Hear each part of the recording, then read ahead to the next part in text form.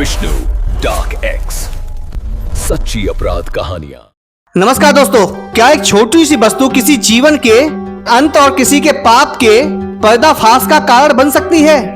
मध्य प्रदेश के छतरपुर में एक ऐसा कांड हुआ जिसने मानवता की सारी सीमाएं पार कर दी। एक प्रेमी जोड़ा जो दुनिया से छिपकर प्रेम के कुछ पल बिताने जंगल गया था, उसे क्या पता था कि वहाँ झाड़ियों के पीछे मौत और दरिंदगी उनकी प्रतीक्षा कर रही है।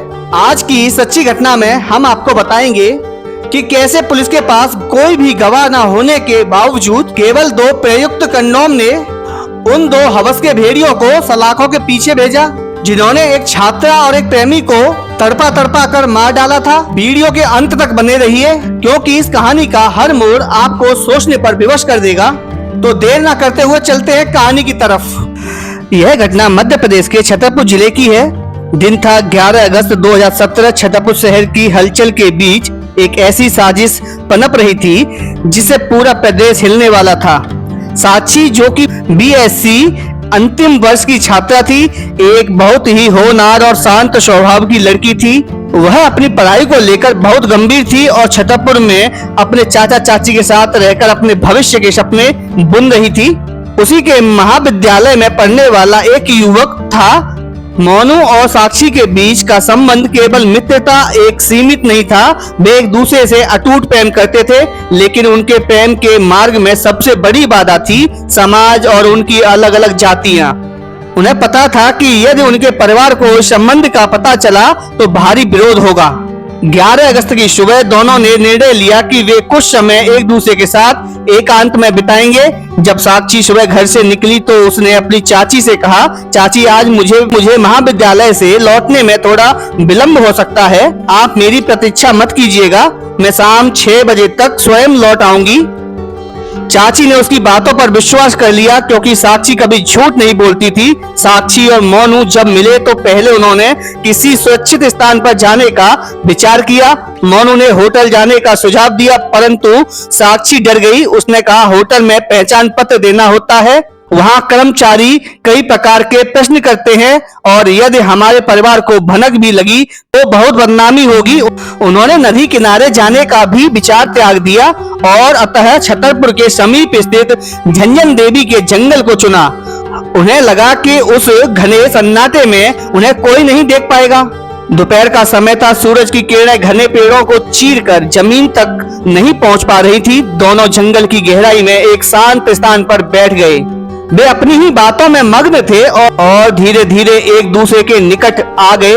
वे पूरी तरह से आश्वस्त थे कि वहां उनके अतिरिक्त कोई नहीं है, परंतु नियति ने कुछ और ही लिख रखा था। वही पास के गांव का रहने वाला देवेंद्र रॉय उस समय जंगल से गुजर रहा था। वह उस जंगल के रास्ते से भली भांति परिचित था। अचानक उसे झाड़ियों के पीछे से कुछ मानवीय स्वर सुनाई दिए। जिज्ञासावश उसने छिपकर देखा तो उसे साक्षी और मोनू आपत्तिजनक स्थिति में दिखाई दिए। देवेंद्र वहां से हटा नहीं, बल्कि कुछ देर रुककर उन्हें दृष्टि से देखता रहा। उसके मन में वासना और अपराध का विचार बिजली की तरह कौंधा। वह वहां से बिना कोई शब्द कहे हुए सीधा अपने मालिक राकेश कुमार गिरी गोस्वामी के फार्म हाउस पहुंचा। देवेंद्र पिछले 15 वर्षों से राकेश गिरी का सेवक था। उसने उत्तेजित होते हुए राकेश से कहा, मालिक, आज तो जंगल में एक लड़का और लड़की को एक ऐसी अवस्था में देखा है कि देखकर दंग रह जाएंगे। वे दोनों वहां निर्जन स्थान पर अकेले हैं। राकेश गिरी, जो स्वभाव से क्रूर और अपराधी प्रवृत्ति का था, उसने एक तुरंत मोटा डंडा उठाया। उसने देवेंद्र से कहा, वहां रखी कुल्हाड़ी उठाओ और चलो आज इन्हें पाठ पढ़ाते हैं। राकेश ने अपनी जेब में कुछ संगीत सामान रखा और दोनों तेजी से उसी स्थान की तरफ बढ़े जहां साक्षी और मोनू बैठे हुए थे। जंगल में अब भी शांति थी। साक्षी और मोनू को आभास भी नहीं था कि 2 दरिंदे उनकी ओर बढ़ रहे हैं। अचानक झाड़ियों के पीछे से राकेश और देवेंद्र उनके सामने आ खड़े हुए। साक्षी और मोनू घबरा कर अपने वस्त्र ठीक करने लगे। मोनू ने साहस जुटाकर पूछा, आप लोग कौन हैं और हमें यहाँ क्यों रोक रहे हैं? राकेश गिरी ने गरजते हुए कहा, तुम लोग यहाँ समाज की मर्यादा भंग कर रहे हो और हमसे प्रश्न पूछते हो। अभी तुम्हारे परिवार को यहाँ बुलाता हूँ। परिवार और पुलिस का नाम सुनकर साक्षी फूट फूट कर रोने लगी और हाथ जोड़कर गिड़गिड़ाने लगी कि उन्हें जाने दिया जाए। परंतु राकेश और देवेंद्र के मन में कुछ और ही चल रहा था। राकेश ने मोनू को डराकर एक और हटने को कहा। जब मोनू ने विरोध किया तो राकेश ने अपनी पूरी शक्ति से एक भारी डंडा मोनू के सिर पर दे मारा। मोनू बिना किसी चीख के वहीं लहूलुहान होकर गिर पड़ा। साक्षी यह देखकर भयभीत हो गई। देवेंद्र ने उसे कुल्हाड़ी दिखाई और चिल्लाने पर जान से मारने की धमकी दी। इसके पश्चात उन दोनों ने उस निर्दोष लड़की के साथ वह घृणित कार्य किया जिसने मानवता को लज्जित कर दिया। बारी बारी से उन्होंने साक्षी के साथ दुष्कर्म किया। साक्षी की सिसकियां जंगल के सन्नाटे में दबकर रह गईं। जब उनका मन भर गया तो उन्हें भय हुआ कि यदि अगर ये दोनों जीवित रहे तो पुलिस को सब कुछ बता देंगे। राकेश गिरी ने देवेंद्र से कहा, जल्दी से फार्म हाउस जाओ और वहां रखी जहर की शीशी सल्फास ले आओ।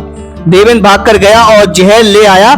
उन दोनों ने जबरदस्ती साक्षी और मोनू को वह जहर पिला दिया। जहर पिलाने के बाद वे दोनों वहीं बैठकर उन मासूमों के प्राण निकलने का प्रतीक्षा करने लगे। जैसे ही साक्षी और मोनू के शरीर शांत हुए, उन दरिंदों ने उनके मोबाइल फोन, पर्स जिसमें 2500 रुपए थे और अन्य पहचान पत्र लूट लिए ताकि उनकी पहचान छिपाई जा सके। उन्होंने उनके बैग और सैंडल झाड़ियों में फेंक दिए और वहां से लुप्त हो गए। जंगल के उस सन्नाटे में दो जिंदगियां खामोश हो चुकी थी। राकेश गिरी और देवेंद्र रॉय को लगा कि उन्होंने एक परफेक्ट मर्डर, पूर्ण हत्या कर दिया है। उन्होंने साक्षी और मोनू के शवों को घसीटकर एक ऐसी ढलान पर फेंक दिया जहां कांटेदार झाड़ियों का साम्राज्य था। उन्हें पूर्ण विश्वास था कि कुछ ही दिनों में जंगली जानवर मांस को साफ कर देंगे और हड्डियां मिट्टी में मिल जाएंगी। 11 अगस्त की उस काली रात के बाद अगले 14 दिनों तक छतरपुर की फिजाओं में केवल अनहोनी की आशंका तैरती रही। उधर साक्षी और मोनू के परिवार की स्थिति अत्यंत दयनीय थी। 11 अगस्त की रात जब दोनों घर नहीं पहुंचे तो परिजनों के पैरों तले जमीन खिसक गई। साक्षी के चाचा और चाची ने शहर के कोने कोने में उसे तलाश किया। मोनू के पिता ने अपने हर मित्र और संबंधी को फोन किया। जब उन्हें पता चला कि दोनों साथ गायब हुए हैं तो वे एक सामाजिक दुविधा में फंस गए। उन्हें डर था कि यदि वे पुलिस के पास गए हैं और यह बात फैली कि उनकी बेटी किसी लड़के के साथ गई है तो समाज उन्हें जीने नहीं देगा। इसी लोक लाज के डर से कातिलों को 14 दिनों की लंबी मोहलत दे दी। तारीख 25 अगस्त 2017 झंझन देवी के जंगल के बाहरी छोर पर एक किसान अपने पालतू कुत्ते के साथ टहल रहा था। अचानक कुत्ते ने किसी चीज की गंध सूंघी और वह पागलों की तरह जंगल के भीतर की ओर भागा। किसान ने उसे बहुत पुकारा पर कुत्ता वापस नहीं आया। जब किसान खुद झाड़ियों को चीरता हुआ अंदर गया तो जो उसने देखा वह उसकी रूह कपा देने के लिए पर्याप्त था। उसके कुत्ते के मुंह में एक इंसानी हाथ था। वह हाथ पूरी तरह गल चुका था, खाल लटक रही थी और उससे उठती दुर्गंध वातावरण को जहरीला बना रही थी। किसान ने कांपते हाथों से गांव के सरपंच को फोन किया और सूचना पुलिस तक पहुंची। कुछ ही देर में छतरपुर पुलिस का भारी बल, फॉरेंसिक विशेषज्ञों का दल और डॉग स्क्वाड वहां पहुंच गए। लेकिन अधीक्षक एसपी के निर्देश में एक विशेष जांच दल का गठन किया गया। जंगल का वह हिस्सा इतना दुर्गम था कि पुलिसकर्मियों को रास्ता बनाने के लिए झाड़ियां काटनी पड़ी। जांच शुरू हुई तो पता चला कि लाशों को एक जगह नहीं थी। जंगली जानवरों ने शरीर के अंगों को 200 मीटर के दायरे में बिखेर दिया था। फॉरेंसिक टीम ने एक एक हड्डी को बड़ी सावधानी से एकत्रित किया। वहां से एक खोपड़ी मिली, फिर रीढ़ की हड्डी के टुकड़े और फिर पैरों की हड्डियां। जब इन हड्डियों को व्यवस्थित किया गया तो स्पष्ट हुआ कि ये एक नहीं बल्कि 2 अलग अलग लोगों के अवशेष हैं। तलाशी के दौरान झाड़ियों के बीच से साक्षी का कॉलेज बैग मिला। बैग के भीतर उसकी पुस्तकें और कुछ कॉपियां सुरक्षित थी। थोड़ी दूर पर लड़की के सैंडल और मोनू की धातु की ब्रेसलेट यानी कि कड़ा भी बरामद हुआ। जैसे ही परिजनों को वहां बुलाया गया, जंगल उनके विलाप से गूंज उठा। सैंडल और कपड़ों की पहचान से यह सिद्ध हो गया कि ये अवशेष साक्षी और मोनू के ही हैं। पुलिस के लिए यह एक बहुत बड़ी चुनौती थी। लाशें इतनी सड़ चुकी थी कि पोस्टमार्टम से भी मौत का सटीक समय और कारण बताना कठिन था। तभी फॉरेंसिक टीम को झाड़ियों के पास दो महत्वपूर्ण चीजें मिली। पहली चीज सल्फास यानी कि जहर की एक खाली शीशी और दूसरी दो युक्त इस्तेमाल किए हुए कंडोम। वहां शराब की बोतलें और नमकीन के पैकेट भी बिखरे थे। पुलिस अधिकारी आपस में चर्चा करने लगे, क्या यह आत्महत्या थी? यदि प्रेमी जोड़े को आत्महत्या करनी होती तो वे जहर पीने से पहले शराब और नमकीन का सेवन क्यों करते? और सबसे बड़ा प्रश्न, वहां कंडोम का मिलना क्या संकेत दे रहा था? पुलिस के मन में संदेह गहरा गया कि यह आत्महत्या नहीं बल्कि सामूहिक दुष्कर्म यानी कि गैंगरेप के बाद की गई क्रूर हत्या है। पुलिस ने अपनी जांच को दो दिशाओं में मोड़ा। पहली दिशा थी वैज्ञानिक जांच, जिसके तहत उन कंडोम को सुरक्षित सील कर सागर की राज्य फॉरेंसिक विज्ञान प्रयोगशाला FSL भेजा गया। दूसरी दिशा थी तकनीकी जांच। मोनू और साक्षी के मोबाइल फोन गायब थे। पुलिस ने उन दोनों मोबाइलों को IMEI नंबरों को निरंतर निगरानी सर्विलांस पर लगा दिया। कई दिनों के मौन के बाद अचानक एक मोबाइल सक्रिय एक्टिव हुआ। उसकी लोकेशन छतरपुर के ही एक पास के गांव में मिली। पुलिस ने तत्काल जाल बिछाया और कामता कुशवाहा नाम के एक युवक को धर दबोचा। जब पुलिस ने कड़ाई से पूछा कि यह मोबाइल उसके पास कहां से आया तो उसने डरते हुए बताया कि साहब, यह मोबाइल मुझे मेरे मित्र देवेंद्र रॉय ने दिया है। देवेंद्र रॉय का नाम सामने आते ही पुलिस की जांच का रुख राकेश गिरी के फार्म हाउस की ओर मुड़ गया। देवेंद्र वहीं रहकर पिछले 15 सालों से खेतीबाड़ी का काम देखता था। पुलिस ने जब देवेंद्र को उठाया और थाने लाकर पूछताछ शुरू की तो वह पहले तो मुकरता रहा। उसने कहा, साहब, मैं तो बस जंगल से गुजर रहा था, मुझे वहां लाशें दिखी और पास में मोबाइल पड़ा था तो मैंने उठा लिया था। लेकिन पुलिस की अनुभवी नजरें उसके चेहरे का डर पड़ चुकी थी। पुलिस ने जब उसे विशेष तरीके से पूछताछ का स्वाद चखाया तो देवेंद्र के सब्र का बांध टूट गया। उसने रोते हुए स्वीकार किया कि उस दिन क्या हुआ था। उसने बताया कि कैसे उसने झाड़ियों के पीछे से साक्षी और मोनू को देखा था, कैसे वह अपने मालिक राकेश गिरी को उकसाकर लाया था और कैसे उन दोनों ने मिलकर उस मासूम लड़की की आबरू लूटी और फिर दोनों को जबरदस्ती जहर पिलाया और मार डाला। पुलिस ने तत्काल राकेश कुमार गिरी गोस्वामी को भी गिरफ्तार कर लिया। अब बारी थी पुख्ता सबूतों की। पुलिस ने दोनों आरोपियों का DNA सैंपल लिया और उसे सागर लैब भेजा। कुछ दिनों बाद जो रिपोर्ट सामने आई उसने पूरे केस की नींव पक्की कर दी। उन कंडोम पर मिले जैविक साक्ष्य, बायोलॉजिकल एविडेंस का DNA राकेश और देवेंद्र के DNA से 100% मेल खा गया। यह इस बात का प्रमाण था कि हत्या से पहले उन दरिंदों ने साक्षी के साथ दुष्कर्म किया था। पुलिस ने इस जघन्य अपराध की एक एक कड़ी जोड़ी। साक्षी का मोबाइल, मोनू का मोबाइल, वहां डंडा जिससे वार किया गया था और वह कुल्हाड़ी जिससे डराया गया था, सब बरामद कर दिए गए।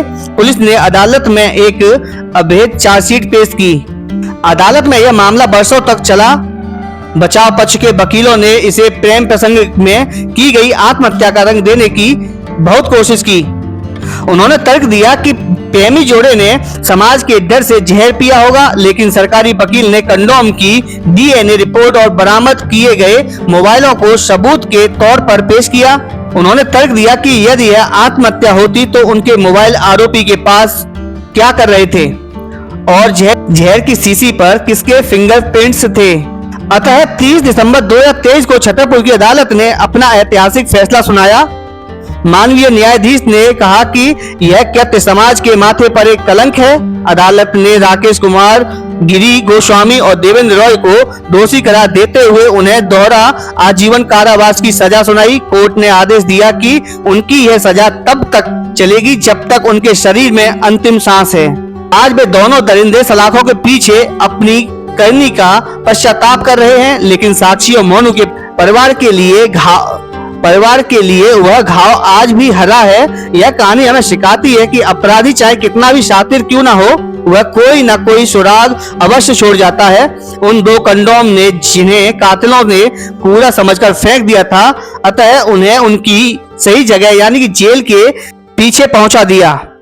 साक्षी और मोनू तो वापस नहीं आए, लेकिन कानून ने यह सिद्ध कर दिया कि न्याय की चक्की भले ही धीरे चलती है पर पीसती बहुत महीन है। 11 अगस्त से 25 अगस्त के बीच के वे 14 दिन साक्षी और मोनू के परिवार के लिए किसी जलती हुई भट्टी में रहने के समान थे। छतरपुर की उन गलियों में जहां साक्षी का बचपन बीता था, वहां वह केवल सन्नाटा और कानाफूसी थी। साक्षी की चाची हर आहट पर दरवाजे की ओर दौड़ती, यह सोचकर कि शायद उनकी बिटिया वापस आ गई है। उन्होंने साक्षी की मनपसंद दाल और चावल बनाकर रखे थे, जो हर रात ठंडे होकर कूड़ेदान में चले जाते। परिजनों के मन में एक युद्ध चल रहा था।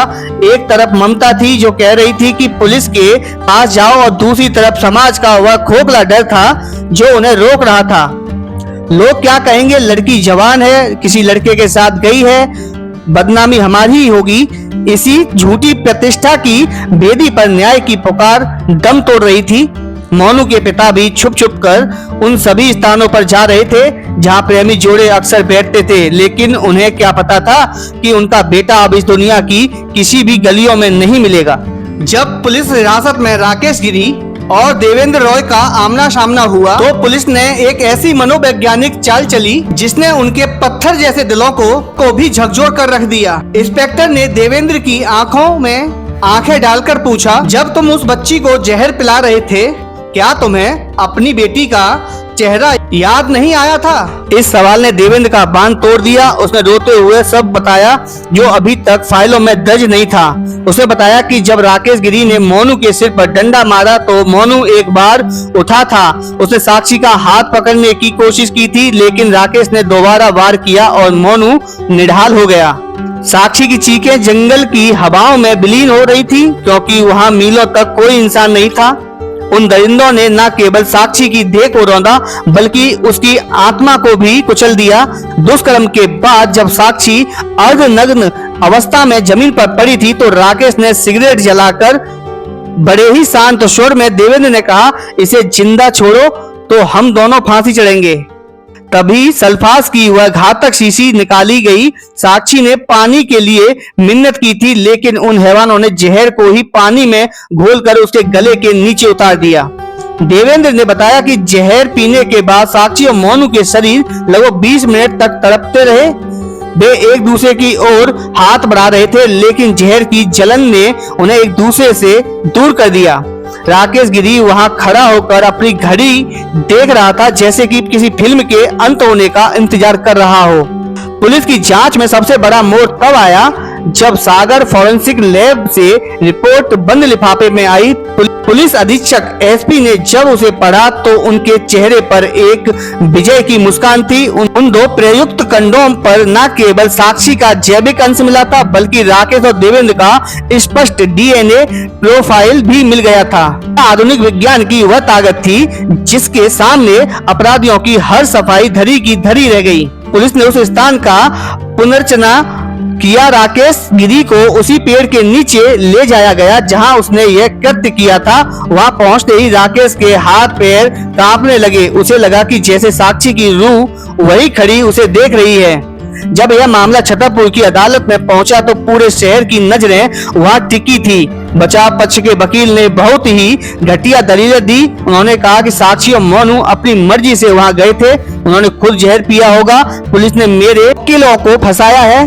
लेकिन सरकारी वकील ने उन दोनों कंडोम को अदालत के सामने प्लास्टिक की थैली में उठाकर दिखाया। उन्होंने कहते हुए कहा, हुजूर, अगर यह आत्महत्या थी तो यह साक्ष्य वहाँ क्या कर रहे थे? क्या कोई मरने से पहले ऐसा घिनौना कृत्य करता है? और इन्होंने जहर खुद पिया तो इनके मोबाइल फोन इन आरोपियों के पास क्या कर रहे थे? मरने के बाद ये खुद चलकर आरोपियों के पास गए थे। न्यायाधीश महोदय ने एक एक सबूत को गौर से देखा।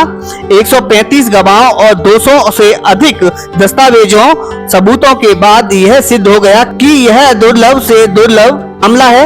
वह 30 दिसंबर 2023 को जब फैसला सुनाया गया तो अदालत परिसर में मौजूद हर व्यक्ति की आंखें नम थी। राकेश और देवेंद्र को दोहरा आजीवन कारावास मिला।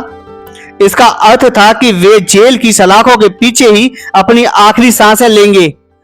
दोस्तों, यह कहानी केवल एक अपराध की कथा नहीं है, बल्कि यह हमारे समाज के लिए एक चेतावनी है। एकांत और असुरक्षित स्थान कभी भी उनके लिए घातक साबित हो सकते हैं और अपराधियों के लिए यह संदेश है कि वे चाहे कितनी भी सावधानी बरतें, कुदरत और कानून मिलकर उन्हें उनके लिए की सजा जरूर देती है।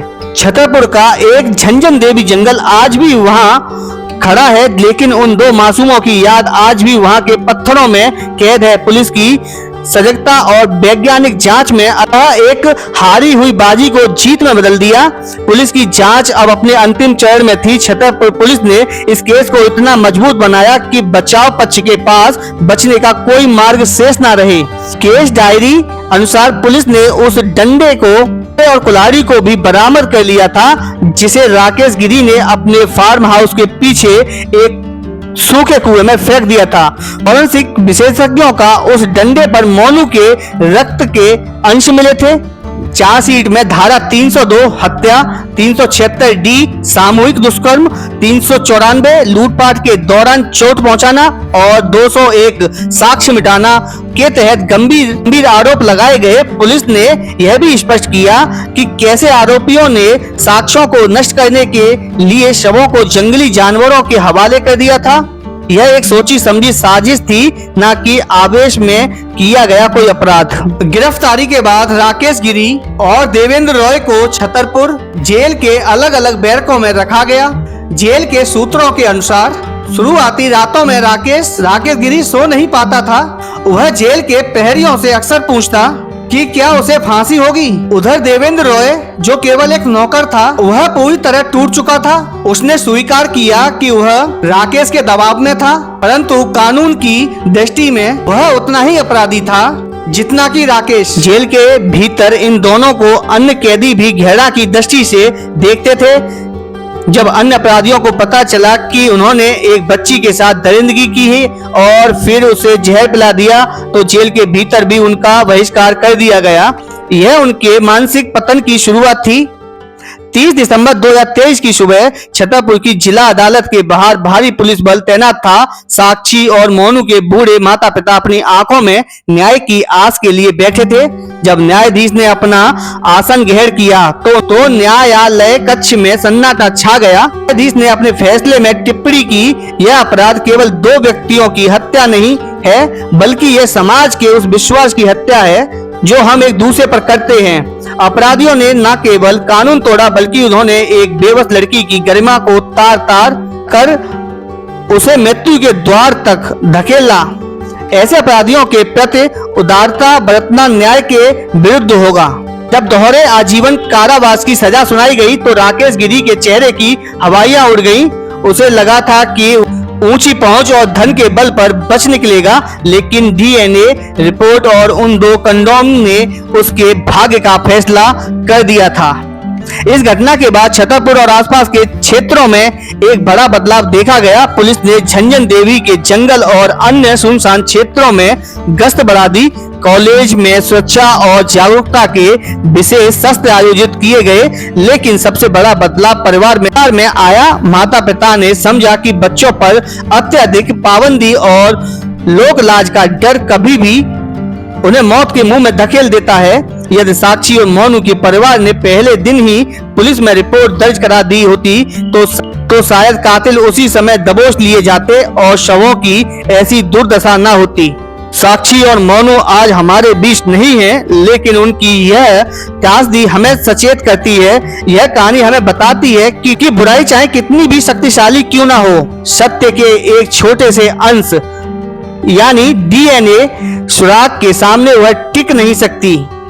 दोस्तों, छतरपुर की यह घटना हमें सोचने पर मजबूर करती है कि हमारे पास कैसे कैसे भेड़िए छुपे हुए हैं। कानून ने अपना काम किया और उन दरिंदों को उनके पाप की सजा मिली। क्या हम एक समाज के रूप में सुरक्षित हैं? अपनी राय कमेंट सेक्शन में जरूर बताएं और इस वीडियो को अधिक से अधिक शेयर करें ताकि किसी साक्षी और मोनू के साथ ऐसा अन्याय ना हो। सावधान रहे, सतर्क रहे। जल्द मिलते हैं एक और नई सच्ची कहानी के साथ। तब तक जय हिंद।